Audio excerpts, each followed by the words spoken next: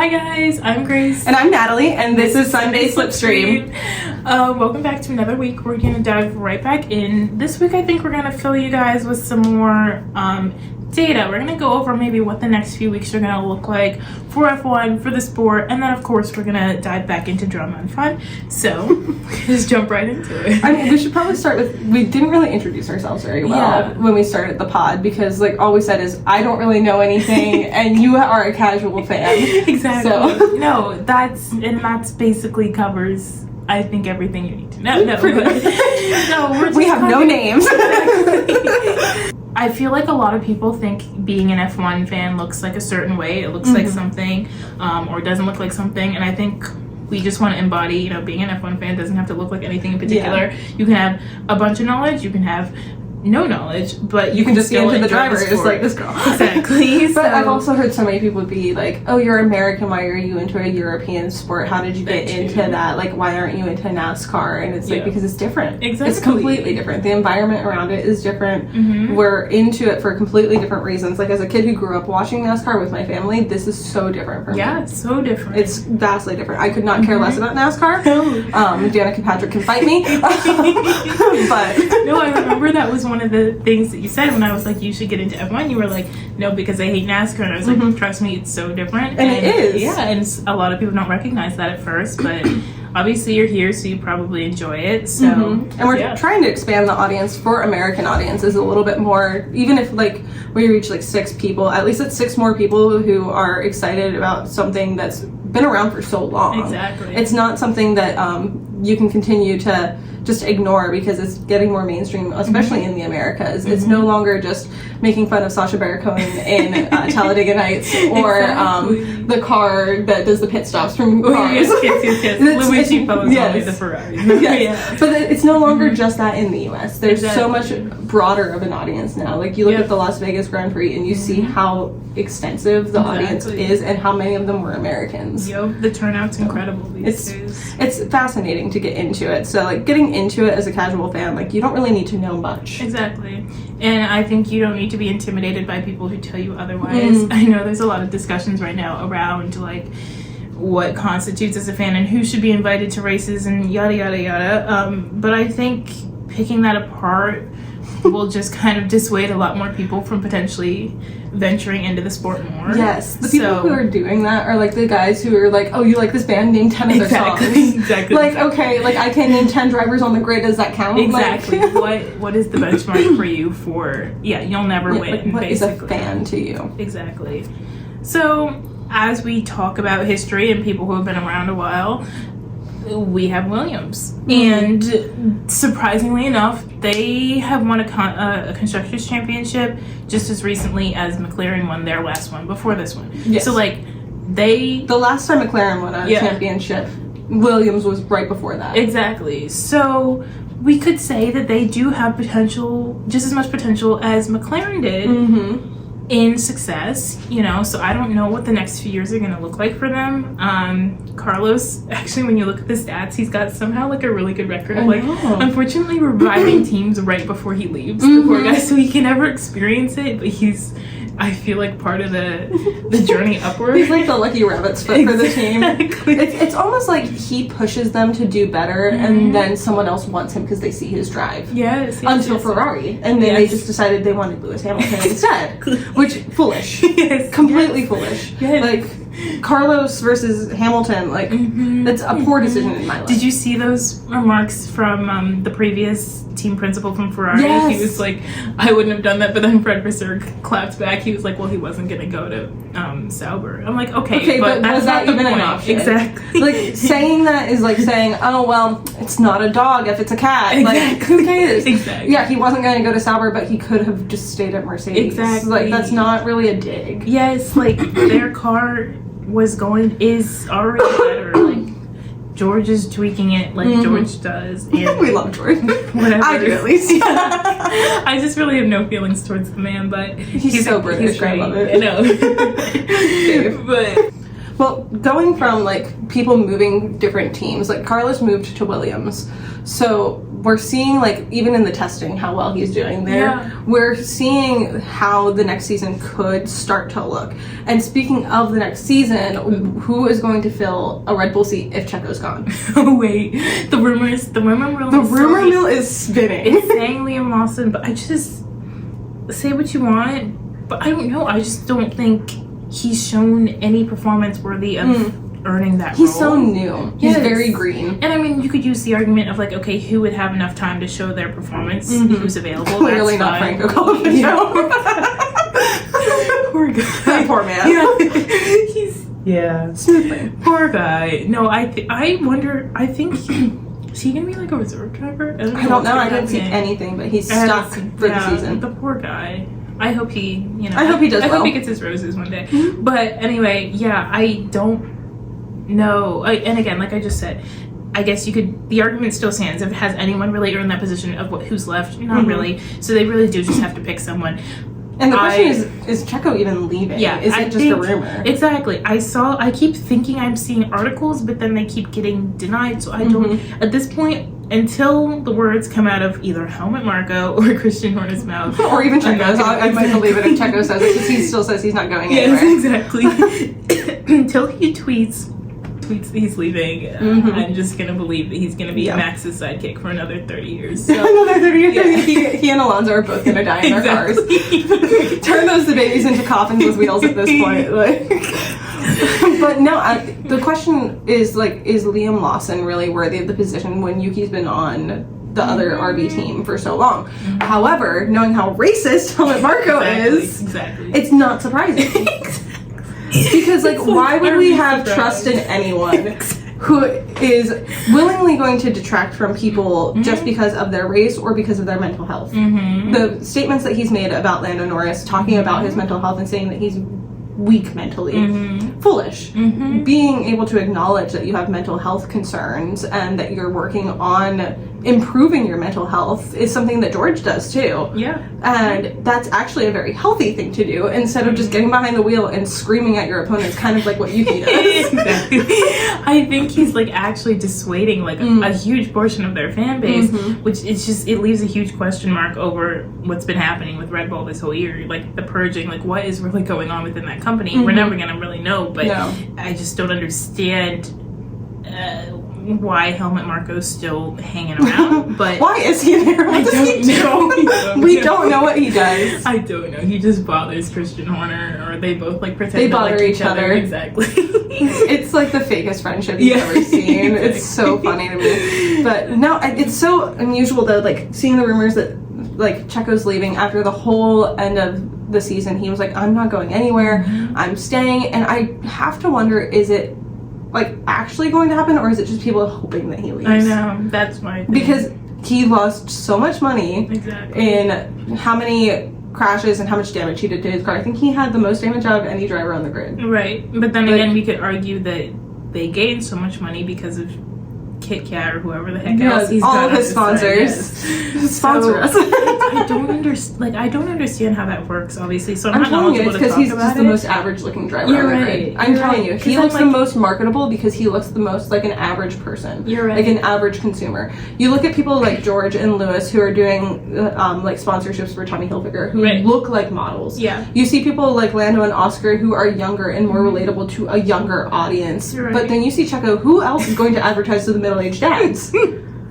Like you look at an ad. You look at an ad of Checo at a McDonald's, and you're like, I believe that he would be there. You look at an ad of him for Kit Kat, and you're like, I would believe that he would eat those. Meanwhile, George is like, I don't think the driver should eat chocolates. But first of all, George, rude. That's actually so funny. Meanwhile, like I think Lando in that he's same like clip Kinder. Like, yeah, I'll leave this. Kinders. No, but I get that you wouldn't necessarily believe that he would. Exactly. But like, you do not look at George and Lewis Hamilton and think, oh yeah, that guy would eat a Kit Kat. Exactly. You look at Checo and you're like, you know what? I believe it. I believe he would be a Disney adult.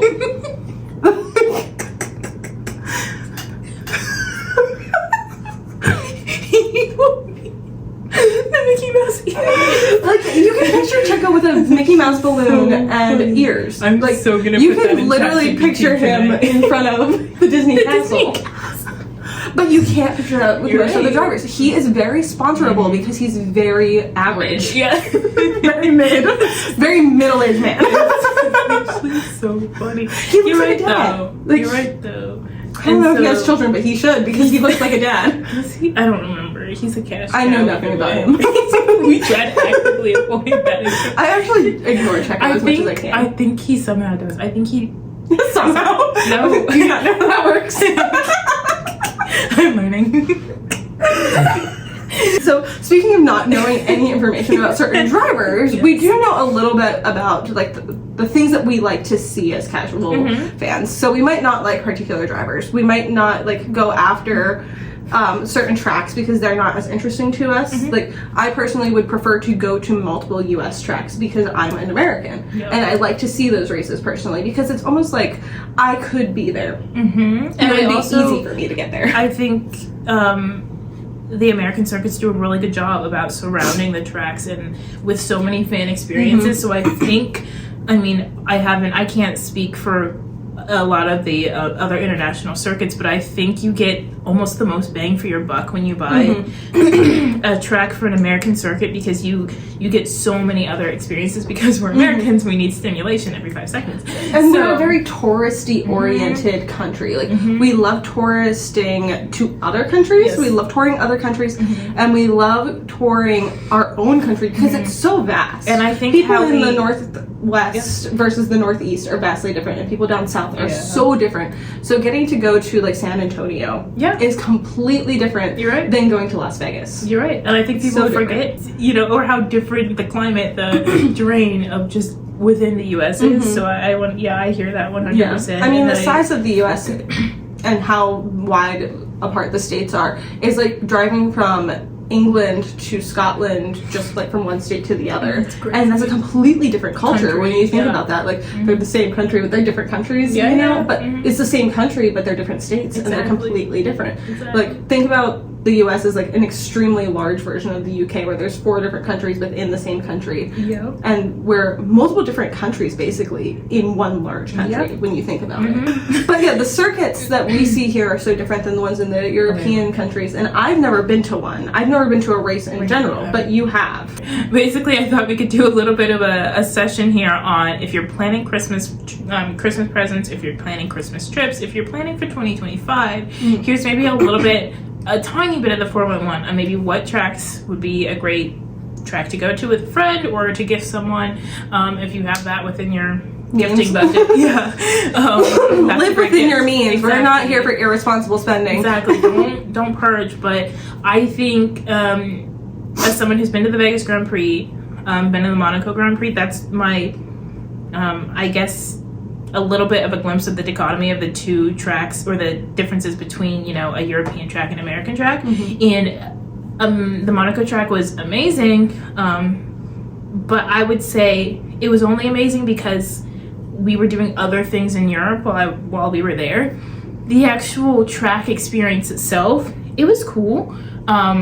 So grateful to have been there. But I think the Las Vegas Grand Prix, I felt so much more inundated to F1, to the culture, to the fans.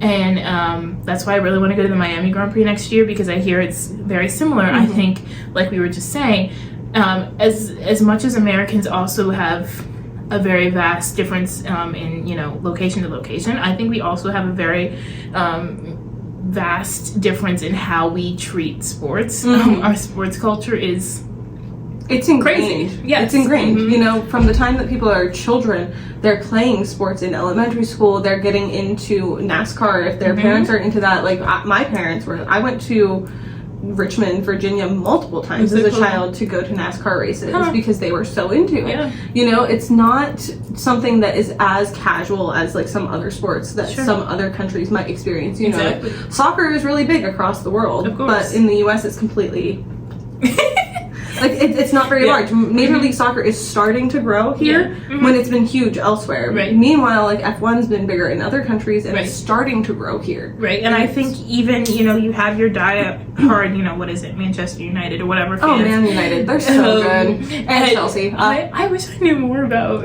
Columbus Crew. soccer. That's so interesting. I know a little bit about rugby, South African rugby. I know nothing about rugby. Rugby is amazing. But anyway, even you have those diehard fans. I feel like, you know, a diehard soccer fan looks still so different from an American football fan. Just as I think we could see a little bit of the glimpse of the difference in just how Zach celebrated the last podium. Oh my goodness. You know? He looked like a frat boy. Exactly. Like, that's an American. That's like the celebration everyone brings to, you know, a football game. That culture. If you want to see an American at a sports match, look at Zach at the end of the season. Like, just watch him winning the constructors. And like, you get, I feel like vibe. you get that entire experience. I've never been to COTA, but I've talked to people who have, and they said the vibe's the same. You're just completely inundated in Texas with, in all the surrounding areas with, you know, F1 and all they do. I think they do so well with all the different activations, and what I mean by that is I could meet so many different people because they had set spaces throughout the city of like, okay, you go here, you go to this hotel for this hotel for this, and you can meet all these different people. Monaco was not like that at all. Obviously, Monaco is Monaco. You're there for the culture, you're there for the history. It's a small town. There's not going to be as many chances for that. But I will tell you, it looked very different. Like, you went and you were there with the people you're with. You know, we met some of the people in our we went with an F1 experiences ticket, so it was a little bit different with that as well. But anyway, even when you were there, you know, for the most part you're going with the people that you came with. But like with F1 Vegas, I left with like 30 new people, you know. So I think it will look a little bit different, but that's, I think, up to you. So to summarize, I think recommendations, I think even if you're not based in the US, I think you should look at an F1 Miami ticket that's coming. I heard ticket sales start in April, but of course they're doing pre-sales now. Of course. Merry Christmas. I heard they're doing a promo, though. If I wanted to do it, if you buy tickets now, you get like a little plaque in the mail. Cute. Yeah, it's so cool. So I wish I could get those. I know, it's like I want a plaque, but and then of course, would that make me an F1 fan? Yes, you get an official thing that says you are officially you have spent enough money to be an F1 fan. Congratulations, you're actually a fan now. Exactly. Your bank card is in the negatives, but you made it. You might not be able to eat this month, but exactly. You can prove to the frat boys that you're an F1 fan. Exactly. You like see my bank statement now. But yeah, that's just a little. If you're thinking of trips next year, Miami, Vegas, COTA, and I had to buffer on what COTA meant for a hot minute. Oh, because no, sorry. I'm a casual fan. No, but Circuit of the Americas, yes, right? Yes. Okay.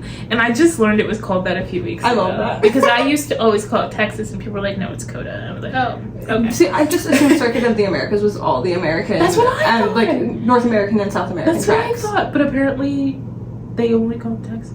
Actually, I should confirm that. Yeah, no, that's probably not true. But I also, if it's in the budget next year, I would also want to go to Abu Dhabi. Ooh. I think it'd be cool to see the ending, and I think so. the UAE is like beautiful. I want to go there so much. I've been to the airport in Dubai multiple times, but I've never left the airport. And if the city is anything like that gorgeous airport, I want to explore the UAE. I think that'd be really cool. But anyway, would be really cool. Transition. What is Helmet Marco still doing in town? I honestly, that's a great transition. We love that for you. You got a C- in public speaking, I'm sure. relation, no. And to transition into our next topic, you sound like an infomercial. But yeah, Helmet Marco, what is he still doing? Like, we already mentioned it a little bit. Like, we don't know why he's here. Yeah. But like, what is he doing? What is he adding to the sport that's been positive in the last 5 years? Positive is crazy. Yeah, no, I'm serious. Wait. Because I've genuinely... I don't have data, do you? Why does he look like he's a crustacean? He's from 1943. He was born in 1943. Austrian former driver and motorsport executive. Competed in Formula 1 from 71 to 72. So he had a single year. So he's a has-been. With Martini. And he can't let it go. Got it. He founded his own company and has been an advisor to Red Bull since 2005. What is he allowed to? What is he advising them on? That decision. I do know that he leads their. The Wikipedia page says use of offensive stereotypes immediately. That's so funny.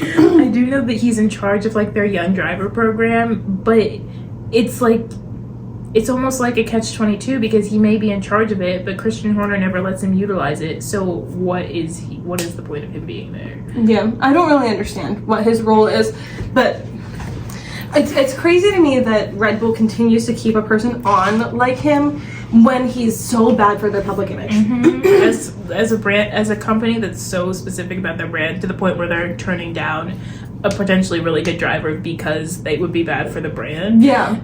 Would it be bad for the brand or would it be bad for the relationship with Max is the real question. Yeah, you're right. Because Max is the Red Bull brand at this point. Yeah, you're right. Like, I go into a store and I see Red Bull cans and I'm like, Max. Yes, immediately. exactly. Max Verstappen. You're right.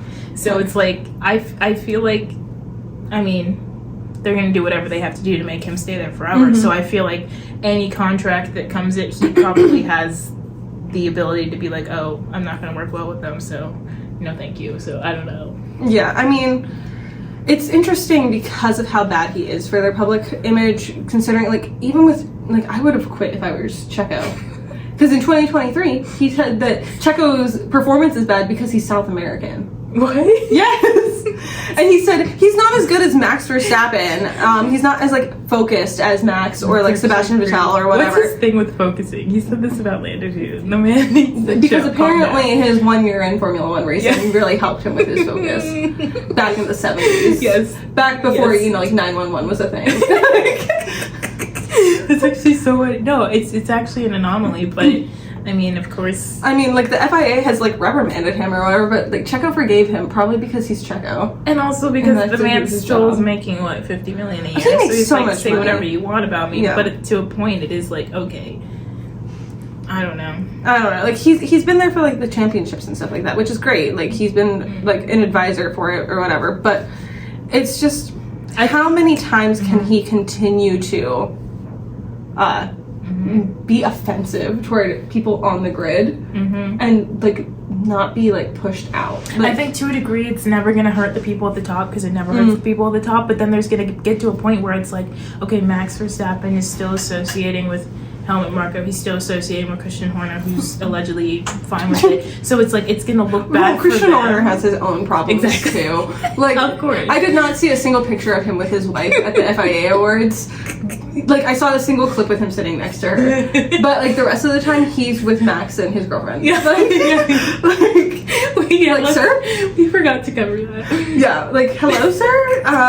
Like, the FIA Awards, I did not watch them. I didn't watch them either. But I've seen so many clips of it. Andre still is sleeping. And honestly, it's so funny seeing them all dressed up in, like, their little tuxedos, because they all look like penguins, and their moms put them, like, in their little costumes for Halloween. Like, this is your bow tie today. Yeah, like, you know, Lando, he can't even, like, cook his own food. You know his mom picked out his tax. His mom was, like, texting him, this is what you're wearing tonight. She's just like, don't forget to tie your bow tie. I will be there to help. Fix the mullet. It can't look unruly today. It can't look too much like a mullet for this. Like, make sure it looks presentable. That's actually so funny. But, like, I didn't see the FIA Awards, but I've seen enough Oscar clips looked so dapper. I was proud of him. He did look so dapper. Speaking of Oscar, whenever they filmed the thing with Charles, where he's just like, you know, and I got to do an amazing thing where I got to, you know, race alongside my brother, and then they panned to the audience, and it was Oscar. I love that.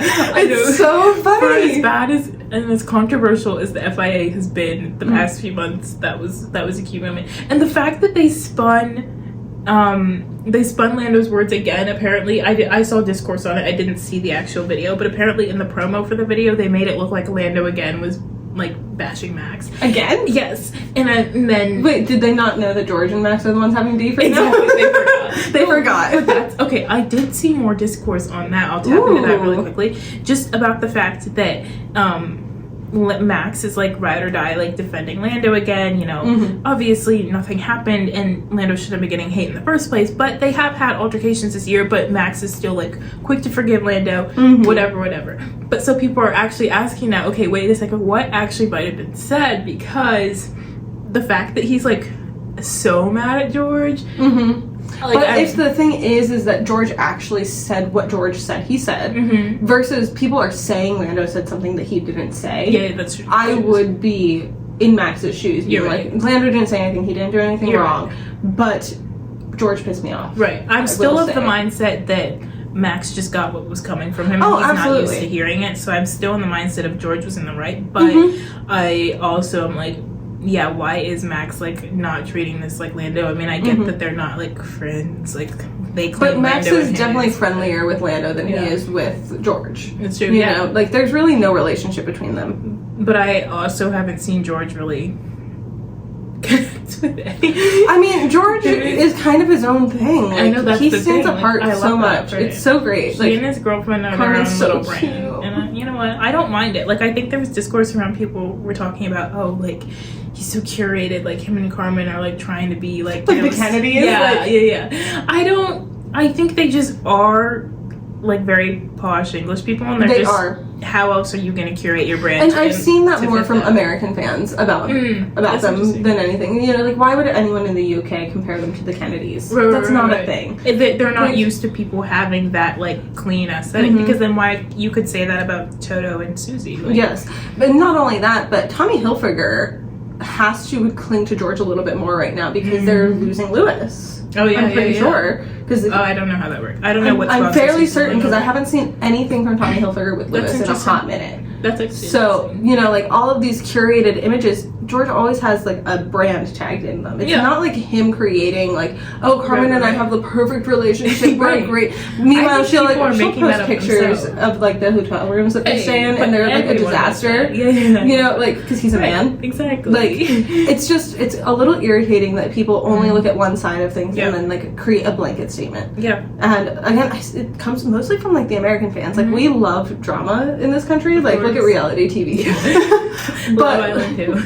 like Drive to Survive is like no doubt made more for Americans than anyone else. You know, because of the drama. Oh, we cut up drama in it. But like at the same time, like the relationship between George and most of the other drivers is like, it's just amicable. It doesn't really seem like a relationship. Yeah. And I think that's the case for most of them. And I think as it should be, they're competitors. And I think since Drive to Survive, I don't know if this is actually when it happened or not, but I think there's been more of a push to like pretend that these drivers are best friends and forgetting that this is a sport, you know. Yeah, because like even if they're on the same team, they're competing against each other. People don't realize that. I think I remember it was Daniel Ricciardo. He said in an interview, he was out in public and somebody came up to him, or people would continuously come up to him and be like, I really liked how you were in that show, and he would be like, you guys know, like, I actually raced, right? Like, it's like, I think some people forget, you know, this is a sport. They're not just acting on Netflix. So no. Yeah. It's like, the Drive to Survive show is like a win-lose situation because, like,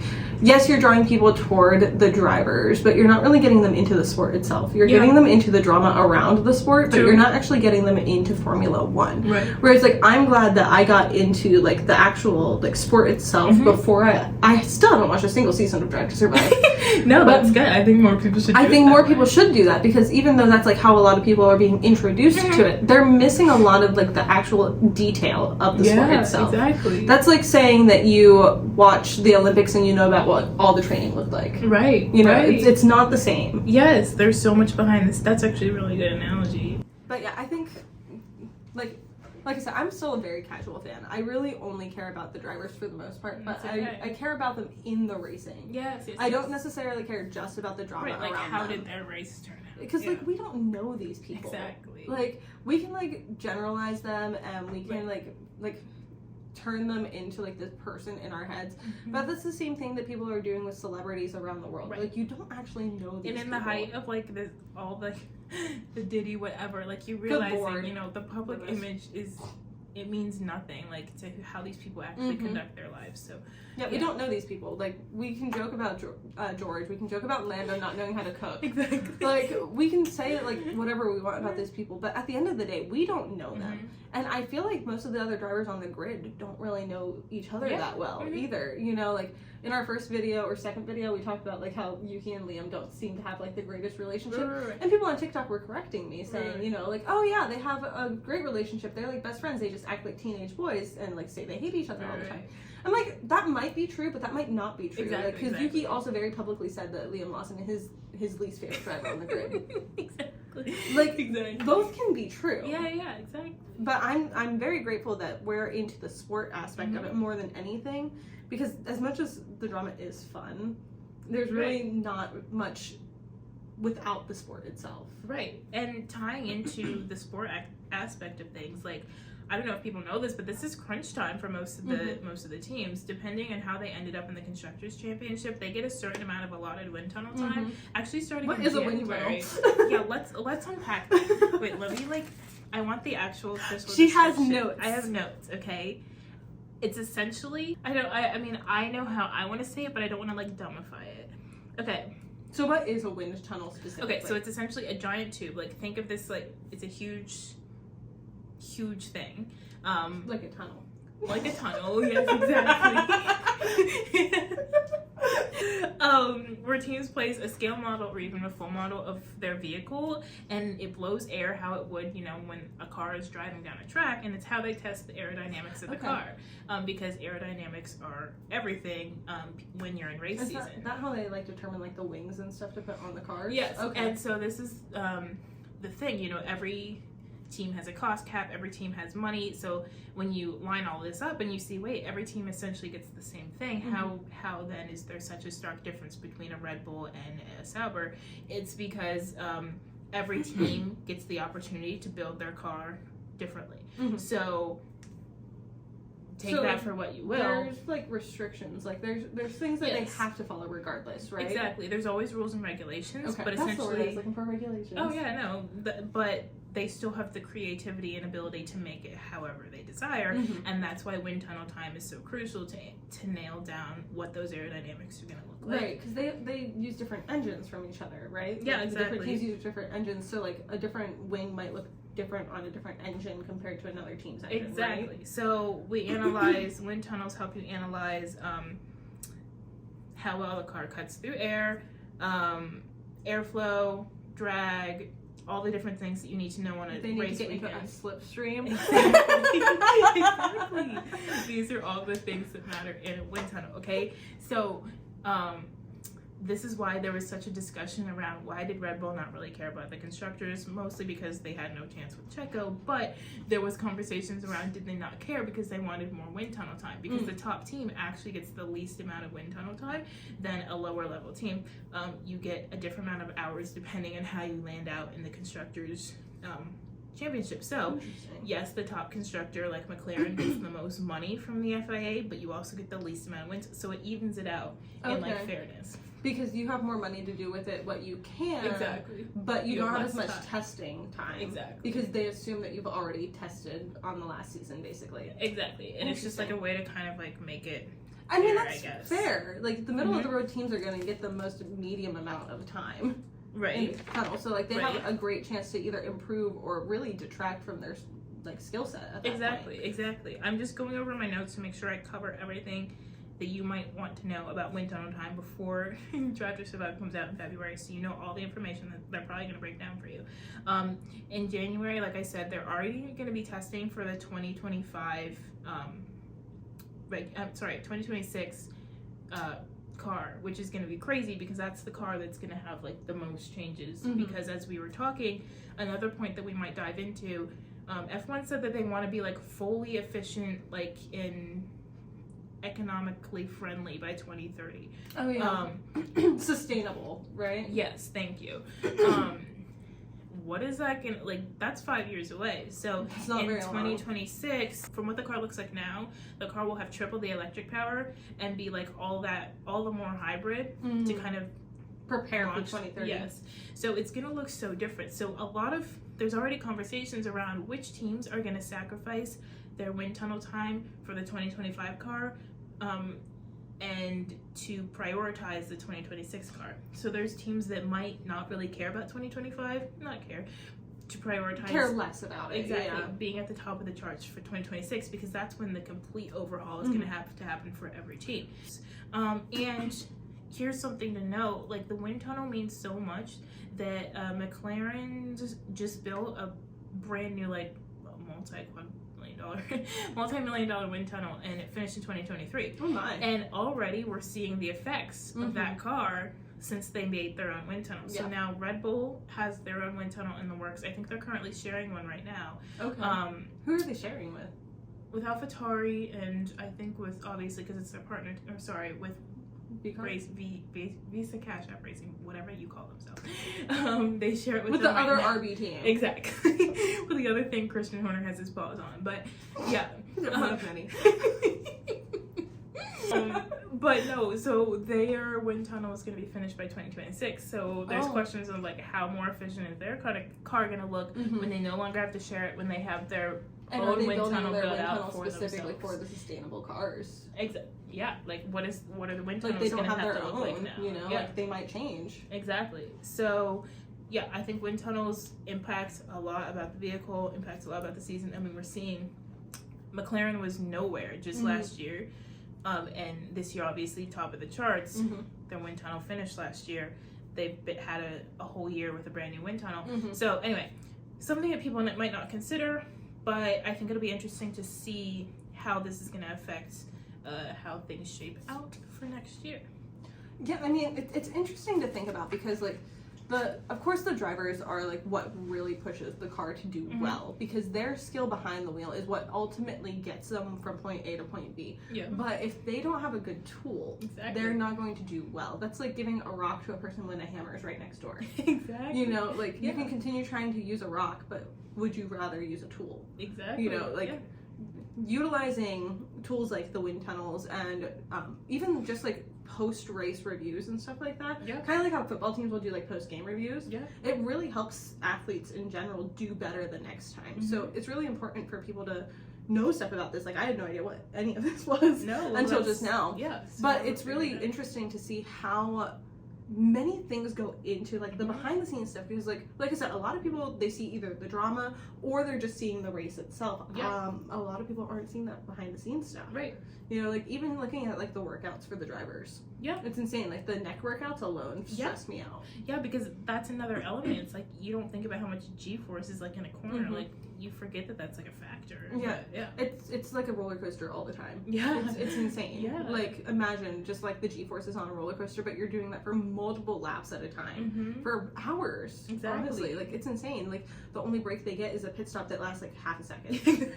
First of all, I don't know how pit stops are that fast. Like those guys are skilled. I trust them. But meanwhile, Williams is like duct taping their cars. But it's just like I don't know how they do it. Like poor Carlos, he's gonna have his work cut out for him. But he's already doing well with the car. You know, like I know people were like bashing him where they're like, at least I saw it on like threads where they were like, Carlos, you can't say too much about like what you remember from Ferrari because then you can get in trouble with Ferrari. I'm like, okay, but he can remember how a car feels. Exactly. It's not saying that he's taking their engineers and like taking their notes. It's not like he's going and taking like his notes and have giving you it seen to, like, his space outs? He would not remember any of that.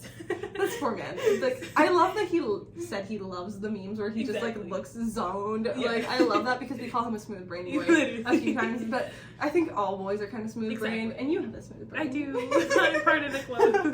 Smooth brain. And it's interesting to see how well he's already doing with it, because it's not like he's saying, oh, I'm taking like trade secrets or anything like that. It's not the freaking NSA. Exactly. Like calm down, it's gonna like be okay. He's allowed to remember how a car feels. Exactly. That's like saying you can't go to a theme park and ride a roller coaster and then ride one that's similar to it at another theme park and not compare them. Exactly, and that's something that they haven't had with a lot of drivers. Like a lot of drivers have come from Williams to go into better teams, but it's rare that a good driver from an arguably better team comes to Williams. So they're using this opportunity to be like, okay, what did that great car feel like and how can we emulate that? It's not very often that you see a car that could have won the Constructors' Championship, they were just a few points behind, versus the Williams team where Franco Colapinto crashed out in like the first few laps. Like, you don't see that, you know? It's very interesting to see the willingness of this driver who has done so well for his other teams before. Like you said earlier, he has like this like little curse on him where he gets them almost to that point and then he leaves. But it's very interesting to see someone who has that kind of motivation behind them coming into this team and putting his all into it. You know, he could pout the whole time if he wanted to. But he's not. There's so many again, don't know the man, but I feel like how at least he's shown he's emulated his character is admirable. To be like, you know what, this was a really unfortunate thing that happened to me, but I'm still gonna give 110%. Everybody was saying during the postseason testing, everyone else went to lunch, all the other drivers were on lunch, he was still driving around, you know. So he's still locked in, he still wants to see himself succeed. So well, and that's just showing, like, not that he cares about himself so much as he cares about the team that he's on. Yeah. You know, he's clearly a team player. Like, even, like, at the end of the season with Ferrari, the whole time he was still cheering on Charles the whole time. And he was like, you know, this man is a great teammate. I've enjoyed my time here. This is a wonderful team. I'm going to miss the people that I've worked with, but I'm looking forward to doing well in the next season. He has the mindset behind it. Yep. Whereas, like, I cannot imagine Lewis Hamilton having the same mindset. You know, like, for example. He does it, and he's voluntarily leaving. He's voluntarily leaving, and he's already fit about it. Yeah. Like, I'm get into that because I know Lewis has a fan base of lovers, and I love like, that we for love you guys, Lewis for many different things, but we also dislike a lot of things about him. And like I said, it's not necessarily because I know him as a person, but there's a persona that I don't care for. And that's kind of what it comes down to for me. It's like, what is their what are they presenting themselves as? How are they presenting themselves to the public? Because Lewis Hamilton acts super humble, but also shows off, like, the ugliest outfits in the world because they're expensive. Wait, that's actually so weird. Like, how humble are you if you're, like, just casually walking around with an outfit that the average consumer would never be able to afford? Right, and that doesn't bother me as much as it's just like he weaves in what he really wants to say in his messages straight from his publicist. He's very media trained. Yes, but you can tell he has an undertone of, like, what he actually wants to say. It's like, just say it. At least, you know, I understand the Max fans who are like, at least he says what he really wants to say. I get that. You know, at least show me who you really are. I don't need the game, like, No, absolutely. And I think part of it for me with Lewis is just that he seems so, like, picture perfect, like, media perfected. Whereas, like, I love, like, Oscar and Lando because they don't seem that way. Exactly. It's just they don't seem to, like, want to present themselves as perfect to the media, whereas, like, you know, Franco's flirting with the media the whole time and they're eating it up, and then Lewis is acting like a humble king, which, good for him if that's how he actually is, which I don't know. Like, absolutely, but then you hear stories about him, like, organizing the dinner and then Bottas paying for it. You know, like, I mentioned that last week, and it still irks me because, like, it's that personality thing, like, that persona thing, like, oh, I'll organize it, but I'm not going to pay for it. You know, like... Exactly. Yep. It's just very strange to see these dynamics. I'm just getting a little bit of poser vibes from the man, but again... And if you're a Lewis Hamilton fan, that's great. Like, I admire him for the sport that he's done. Like, he has definitely done a great job as a driver. However, he is getting older, and his dexterity and his response time is going to decrease. Like, I'm not even 30 yet, and I already can't drive at night. Like, I can't imagine, like, can you imagine, though, like, he's almost 40? And these are, like, things that Toto Wolff, like, his own, you know, person who allegedly, who genuinely cares about him, has genuinely been there for every step of his career, is saying. And these are just things that are true. It doesn't, you can't train that away, you can't will that away, you know, so I think it is going to be interesting to see, is his performance really going to look like how he wants it to look like with Or are we going to have another Fernando Alonso on our hands?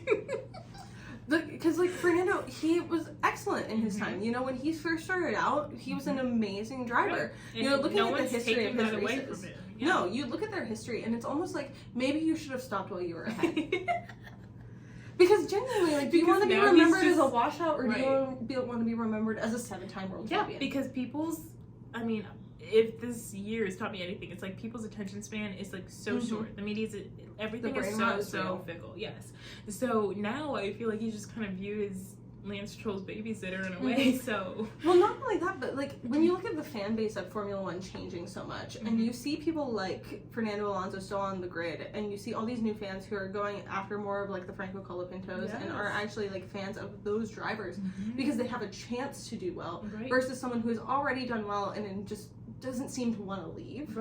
Like, you're changing the dynamics on the grid too, and you're changing the dynamics of the fan base. Yep. And it's very interesting. I literally just saw a meme the other day that was like, the new F1 fans who are going to tune in for this Drive to Survive are going to think that like number 5 and number 7, it doesn't mean like Kimi Räikkönen anymore. Like now it's going to be replaced with a newer driver, you know, who now gets that number. So you time goes a lot quicker than people expect it to, and so I think the sport looks completely different than it has a million years ago. And a million years ago, it's not that old. I know, but you're right. Good Lord.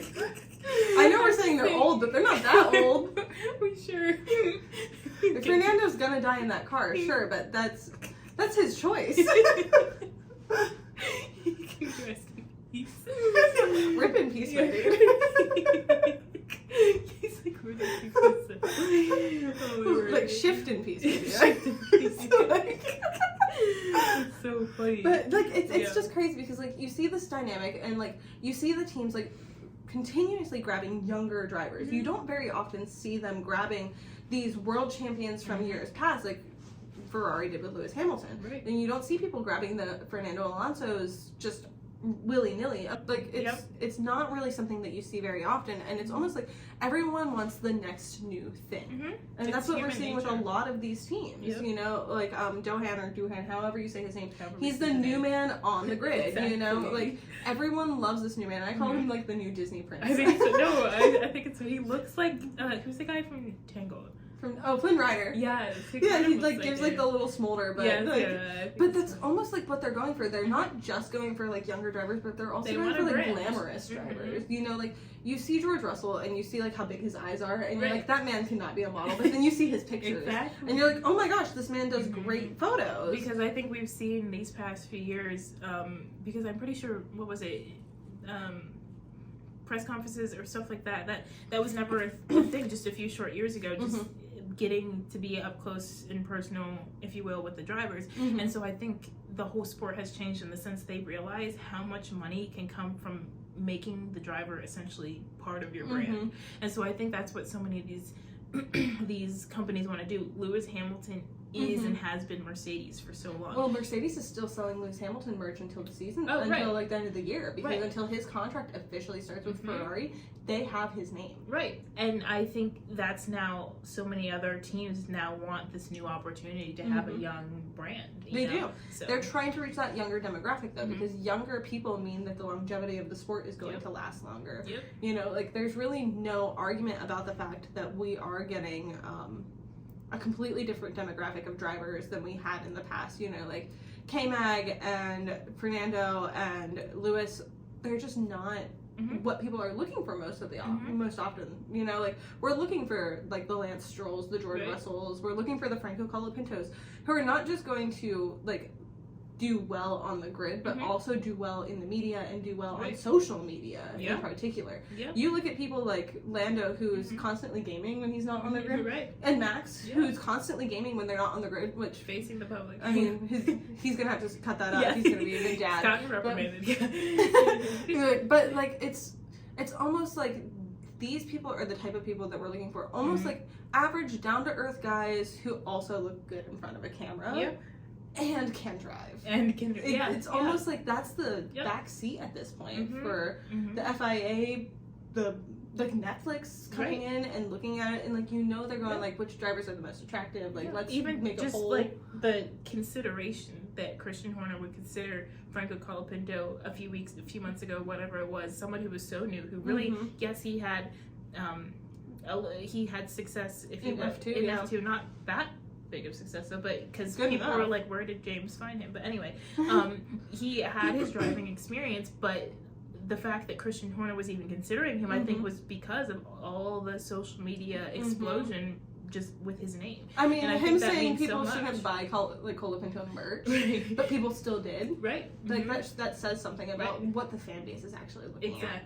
Exactly. Not just the people who are like diehard race fans, but it's just the casual fans who are just like, I like these drivers, I like what they do. If they win, that's great, but I like their personality that they show to the camera. I like their media presence. I like what they do on social media. I like what they do whenever they're in game chats. You know, like if they're on Discord, I like them. And I'd be fascinated with the numbers of just how one driver who's so loved what the number explosion looks like behind the scenes. You know, so I'm sure it's crazy. I mean, it is crazy, just the fact that Lewis could seal a $400 million contract, $500 million, whatever it is. It's an expensive contract.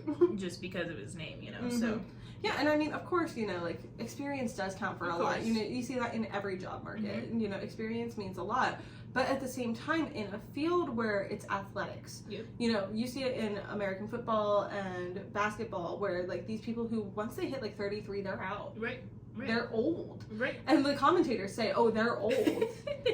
Because they're no longer young college students who have their entire life ahead of them, who don't have arthritis in their joints. Exactly. Yeah. Who can see at night. Exactly. Unlike me. No, it's just natural, and I think just sports. Yeah, it's just life, to be honest. It's just how sports are. You know. But it's yeah, just crazy. We're looking forward to seeing, you know, what F1's going to look like for 2025. We'll keep talking about it. We'll keep you guys updated. If you have things you'd like us to cover, let us know in the comments. But yeah, we can hit a little bit more on the sustainability next episode, because I'm curious what it's going to look like. I want to do a little bit more research into like what they're doing with like electric vehicles, because like I was saying before we even started recording, like the only electric vehicle that I know that goes really, really fast is like Elon Musk's first Tesla vehicle. So like I'd like to see how it goes. But we should end on something like goofy, silly, fun. You're right. And since I already kind of mentioned like the new Disney Prince thing, like that Johanna is like the new Disney Prince on the grid or whatever. Yeah. Which drivers do you think would be a Disney Prince, and which ones do you think would be Disney princesses? Okay, that's really good. Top 5 Disney princes. Okay, I princess is easier for me. Oh, do you want to do princesses first? Lando gives princess, not in a bad way, but Princess Lewis vibes. gives princess in a bad way. In a bad way. George gives princess in a good way. Lance gives princess in a bad way. And number 5, who's your number 5 Disney princess? Alex Albon. He definitely gives like he speaks to animals vibes. Yes, in a good way. Yes. He gives it in a good way. And then Prince Carlos. He gives Prince in a good way. He gives like a Disney Prince vibe, because like Disney princes only show up at the end. Wait, movies. So it's like the Hallmark ending kiss, like one stale kiss. Like yes, like who gives I've been here the whole time, but you didn't really get to know me. Fernando Alonso. Yes. Yeah, that's actually so real. Okay, Fernando Alonso. But Carlos in a good way. Fernando in a way. Like Carlos is like Prince Philip from Sleeping Beauty, where like he's like fighting the dragon. Yeah. Exactly. Like he'd have your back. Oscar in a good way. Yeah. I don't know. You go. Yeah, so for like Disney princess vibes, Yeah. I would say definitely Alex, because like I said, he gives like I speak to animals for fun vibes. Like he gives like birds. he gives Snow White vibes. Yes. And then I would say I actually think that Lando does give princess vibes, because he's just kind of like he needs rescued. Yes. And he needs his food expired. He needs like perfect conditions. He needs to make sure his food isn't expired. Yes. He needs additional help, and we love that for him. I would say Max gives princess vibes because he expects people to take care of him. Wait, you're right. And then I would say Lance Stroll gives princess vibes because he's rich. Yes, and also he expects people. And he doesn't get along with many people. He's like locked in a tower type of guy, you know. No, like so he's definitely like in his ivory tower type of character, you know. Tortured soul. But yes, like, and then I would say like Franco Colapinto, because he's like flirty and like he only had until midnight to like go to the ball. Wait, why are you so good at this? I psychoanalyze people for a living. Right. And then for princes, I would say like Fernando, definitely, because he only shows up whenever he's needed. That's the even man. Yes. Carlos, because he's gonna save the day. Yes. You know, like he is coming in to save Alex Albon. You're right. Okay, wait. Charles gives princess in a bad way. Charles gives princess, but I would say he gives more prince, because he definitely gives more of like, I should get the credit for it, even though I didn't actually do anything. Wait, you're vibes. right. Like, you know, like how like in The Little Mermaid, like Eric like gets all the credit for saving like the day or whatever, because he kills Ursula at the end or whatever, but Ariel did all the work. Right. Like that's Charles. It's like the thing, like That's he Charles loves Leclerc. that he's known as Ferrari's brand, but he doesn't count into the factor that sometimes the race isn't. And he's kind of spoiled about it, you know, Yeah. like, he's kind of like, well, why was Carlos, like, trying to pass me Right. whenever he deserved it, you know? Right. That gives Prince vibes to You're me. right. Almost like, I'm trying to think of the Disney princess that I can remember off the top of my head, but almost like, how in Mulan, like, he's not technically a prince, but Shang is just like, I deserve all the honor because I'm the man I'm the general, I ran the whole thing or whatever, but then Mulan shows him up. You're right. You know, like, that's Charles Leclerc's vibe. That's like, actually so real. and then I would say Liam Lawson gives Prince vibes. Okay. Mostly because he's been there the whole time, but he's kind of overshadowed by everyone. You're right. And then for my final prince, I would say it's probably Checo because he's Disney's king right now. Like, I can see him as a Disney adult. Like, he just gives me, like, I'm trying to think of which prince he gives me the vibes of, but he just kind of reminds me of, like, I'm here, I'm the face of the company, and you can't really do anything about it. Like, almost so like, cool. like, Liam gives me, like, the Beast from, like, Beauty and the Beast, like, where he's just kind of there, Right. but he doesn't, like, really show up until, like, he tries to make other people mad. You're right. And then, like, Checo gives me vibes of, like, I'm trying to think of the princes, but he's just kind of there, like John Smith from Pocahontas. Yes, he is John Smith. Like, he's like, I will let other people save me, Right. and I will let them carry me through this whole thing. But they are gonna write my name. But in but my name is in everything. Wait, Like, that's my lineup. I loved that. That was so good. Wait, we need to end with something like that every pod. I think we should. I think it's That's fun. so Like, we'll just fun. like, I'm thinking like maybe next week we'll see like which districts of the Hunger Games do you think that I the like drivers would be in? that. Yes, since I'm such a book person, you know, That like would follow be me on Book so Talk. good. Yes, her book talk's out of this world. But yeah, since I love books, we can just like pull little things like that. I think I it'd be love fun to that. end on it. I So- liked this. Okay. No, But do yeah. this every time. Yeah, we'll do this every time. I'll come up with a cute question at the end of every episode. So we'll see you for our super fun Christmas week next Yes. week. Time is flying It's coming by. so fast, but we hope you have a happy holiday. If you don't Yes. watch that episode, if we don't get it up before Christmas, Yeah, we'll see. we're very Maybe slow too to many actually cookies. post. Yeah, I need to streamline my editing better. We'll get there. We'll get there. We're new to this. Exactly. But yeah, follow us on TikTok, Instagram. You can see us on YouTube, so subscribe there. We're also on Apple Podcasts and Spotify. Listen to us, follow us, and see fun little clips from all the episodes. Have a great week. Bye. Bye.